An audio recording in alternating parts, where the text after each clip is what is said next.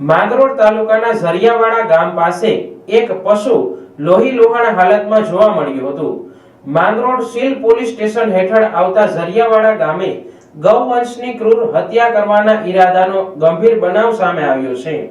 પ્રાથમિક માહિતી મુજબ બામણવાડા રોડ પર પાણીના ટાંકાની બાજુમાં આવેલા સ્થળ પર ગૌવંશ લોહીલુહાણ હાલતમાં પશુ જોવા મળ્યું છે। સાથે સ્થળ પર પશુ કાપવાના હથિયારો પણ પડેલા હોવાની ચર્ચા ઉઠી છે। સ્થાનિક લોકોમાં આ ઘટનાથી ભારે આક્રોશ જોવા મળી રહ્યો છે।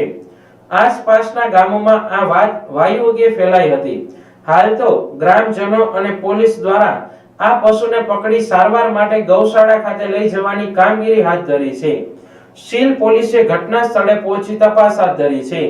પોલીસની આગળની કાર્યવાહી અને તપાસ બાદ જ સત્ય બહાર આવશે। હાલ ઘટના સ્થળે પોલીસ પહોંચી જતા ઊંડાણપૂર્વકની તપાસ ચાલુ છે।